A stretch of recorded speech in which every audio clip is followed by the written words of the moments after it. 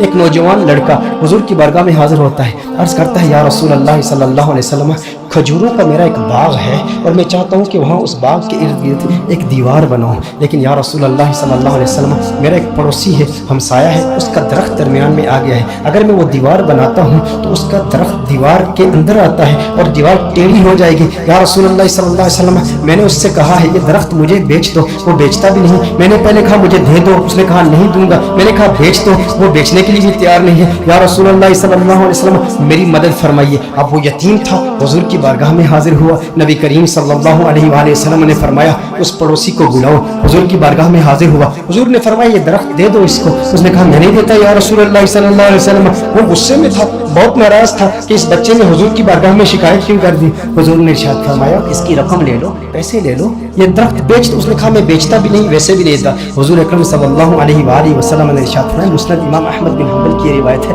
میرے آقا صلی اللہ علیہ وآلہ وسلم نے ارشاد فرمایا اچھا ایسا کرو کہ یہ درخت تم اس کی قیمت بھی لے لو اور اس درخت کے بدلے جنت میں ایک ایسا درخت ہوگا کہ جس کا سایہ اتنا طویل ہوگا کہ اس کے نیچے اگر 100 سال تک ایک سوار اگر سواری کرتا رہے تو اتنی طوالت ہے اس کی، اتنا سایہ ہے اس کا، وہ درخت جنت کا بھی لے لو، اس نے کہا یا رسول اللہ صلی اللہ علیہ وسلم میں قبول نہیں کرتا۔ اب وہاں پر صحابہ کرام علیہم رضوان موجود ہیں، حضرت سیدنا ابو الدحداء رضی اللہ تعالی عنہ صحابی رسول موجود ہیں، عرض کرتے ہیں یا رسول اللہ صلی اللہ علیہ وسلم آقا اگر یہ درخت میں کسی طریقے سے اس سے خرید کر اس یتیم کو دے دوں تو کیا یہ آپشن میرے لیے بھی اوپن ہے کہ جنت میں مجھے بھی وہ درخت مل جائے گا؟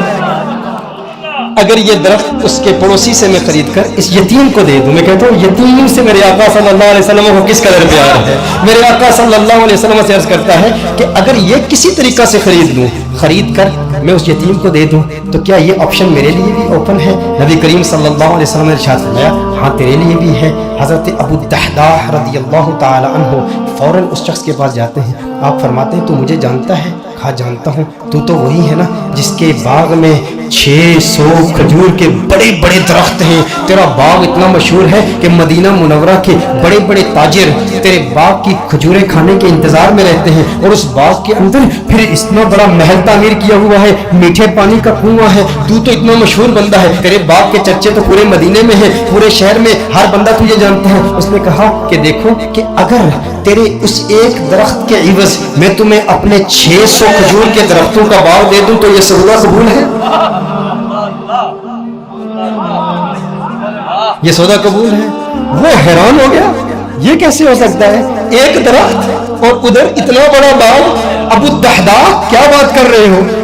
کیا واقعی یہ سودا کرنا چاہتے ہو؟ ابو الدحداء رضی اللہ تعالیٰ عنہ نے فرمایا بالکل، وہ میرا پورا باغ تیرا 600 کھجور کے درخت ہیں، اس میں ایک بڑا ہی خوبصورت محل ہے اور اس کے گرد ایک بڑی نمایاں دیوار ہے جو مدینہ منورہ میں دور دور سے نظر آتی ہے، کہا وہ بھی تجھے دے دوں گا، وہ محل بھی تیرا، وہ ساری کھجوروں کے درخت بھی تیرے، وہ سارا باغ بھی تیرا، کس کے عوض؟ ایک درخت۔ کہا ٹھیک ہے، اور حضور کی گواہی میں یہ سودا ہوتا ہے۔ اب ابو الدحداء رضی اللہ تعالیٰ عنہ فوراً وہاں سے جاتے ہیں، اب ان کی جو زوجہ ہے وہ اس باغ کے اندر ہے، باہر سے آواز دیتے ہیں اپنی زوجہ کو، ہے ام دحداء ذرا باہر ہو باہر ہو، میں نے اس باغ کو بیچ دیا ہے۔ اب ام دحداء جانتی ہیں یہ بہت بڑا تاجر ہے، بہت بڑا بزنس مین ہے، خسارے کا سودا نہیں کرتا، کبھی خسارے کا سودا نہیں کرتا۔ ام دحداء نے کہا ہے وہ دحداء کیسے سودا کیا ہے؟ کہا جنت کے ایک درخت کے عوض میں نے بیچا ہے۔ اب دیکھو میرے دوستوں، اب دیکھو ام دحداء وہ نیک بخت خاتون، وہ خوش قسمت خاتون، اس کی عظمتوں کو سلام۔ آج آپ سوچیں کہ اگر آپ کی بیوی ہوتی اور آپ اپنے گھر جاتے اور اپنی بیوی سے کہتے ارے سنتی ہو باہر آ جاؤ باہر آ جاؤ، گھر سے باہر نکلو، یہ گھر اللہ کی راہ میں دے دیا ہے، وہ کہتی ارے ابھی تو یہ نیا ٹی وی رکھا ہے، ابھی کچھ زیورات رکھے ہیں، زیورات تو نکالنے دو، ارے نادان انسان تو نے کیا کیا، گھر ہی اللہ کی راہ میں دے دیا۔ ابو الدحداء رضی اللہ تعالیٰ عنہ نے باہر سے آواز دی، کہا ایک جنت کے درخت کے عوض۔ ام دحداء نے یہ بات سنی، کہا تو نے بڑے منافع کا سودا کیا ہے، بہت منافع کا سودا کیا ہے۔ ام دحداء فوراً اپنے بچوں کو پکڑ کے اس گھر سے باہر نکلتی ہے، باغ سے باہر نکلتی ہے، اب ننھے بچوں کے ہاتھ میں کچھ کھجوریں بھی ہیں، کھجوریں ان کے ہاتھ سے نکال کے کہتی ہے اب یہ کھجوریں ہماری نہیں ہیں، میں نہیں چاہتی کہ کوئی ایک کھجور اللہ کے راہ میں دیے گئے مال سے میں اپنے جیب میں رکھ لوں، تو لے لے، کہیں اس کی وجہ سے جنت کے درخت میں ہمیں خسارہ نہ ہو، کہیں جنت کے درخت سے محروم نہ ہو جائے۔ ساری کھجوریں لے کر باغ کے اندر رکھ جاتی ہے۔ کہا کہ اس کا ایک ننھا بیٹا تھا، اس کے منہ میں ایک کھجور تھی، मुंह से खजूर निकाल कर फौरन बाग में रख दी। कहा अब इस पर हमारा कोई हक नहीं है, ये अल्लाह का माल है, अब हमने अल्लाह की राह में दे दिया है। अब इस पर उलमा के दो कौल हैं। एक मारूफ कौल की रोशनी में अर्ज करता हूँ कि अबू दहदा रज़ियल्लाहु ताला अन्हु के इस बाग के अलावा उनके पास और कोई बाग भी नहीं था, उनके पास और कोई दौलत भी नहीं थी, उनके पास और कोई माल भी नहीं था। लेकिन अबू दहदा रज़ियल्लाहु ताला अन्हु हुजूर की बारगाह में फिर हाजिर होते हैं, अर्ज करते हैं या रसूलुल्लाह सल्लल्लाहु अलैहि वसल्लम, आका ये सौदा पक्का है ना, आका ये सौदा पक्का है ना। नबी करीम सल्लल्लाहु अलैहि वसल्लम खुश हो जाते हैं और हुजूर खुश होकर फरमाते हैं कम मिन इज़्किन रदाहिन लि अबी दहदा फिल जन्नह, कम मिन इज़्किन रदाहिन लि अबी दहदा फिल जन्नह, कम मिन इज़्किन रदाहिन लि अबी दहदा फिल जन्नह। रावी कहता है हुजूर बार बार पढ़ ले, मुसलसल ये जुमले कह रहे हैं अबू दहदा तेरे लिए जन्नत में कितने दरख्तों की, कितनी टहनियों पे कितनी खजूरें, माला माल है तू। बार बार हुजूर इरशाद फरमा रहे, बार बार यही जुमले। और दो रिवायात इसमें, दो मुख्तलिफ रिवायात में मुख्तलिफ अल्फाज है। कम मिन इज़्किन रदाहिन लि अबी दहदा फिल जन्नह। हुजूर अकरम सल्लल्लाहु अलैहि वसल्लम ने एक दूसरी रिवायत में फरमाया एक दरख्त के इवज एक दरख्त का सौदा किया था, अब तो तूने 600 दरख्त दे दिए तो जन्नत में 600 दरख्त तो कम से कम तुझे मिलेंगे ना।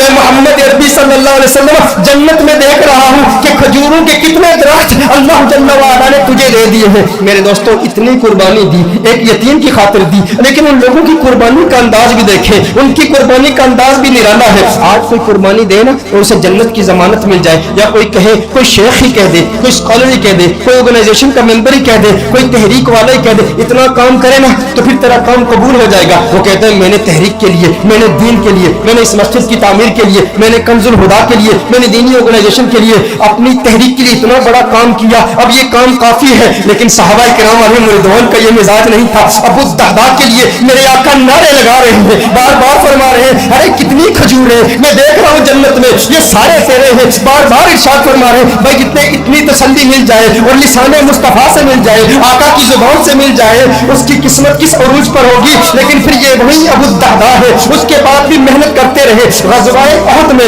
जब दुश्मनों ने हुजूर पर हमला किया, अबू दहदा अपने सीने पर उन तीरों को बर्दाश्त कर रहे हैं और मेरे आका के कदमों में शहीद हो जाते हैं। और ग़ज़वाए उहद के बाद मेरे आका ने तलाश किया, कहा मेरा अबू दहदा मुझे दिखाओ। अरे वो खजूरों वाला मेरे आका अबू दहदा को देखते हैं और देख के मुस्कुराते हैं और मुस्कुरा के फिर फरमाते हैं कम मिन इज़्किन रदाहिन लि अबी दहदा फिल जन्नह।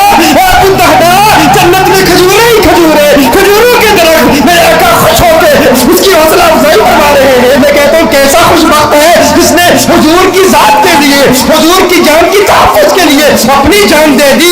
काश यूं मौत आए मेरे हमनशी, काश यूं मौत आए मेरे हमनशी, नज़ाका और हो जाए मंज़र हसी, वो उधर अपनी जुल्फ़े संवारा करे और इधर दम हमारा निकलता रहे।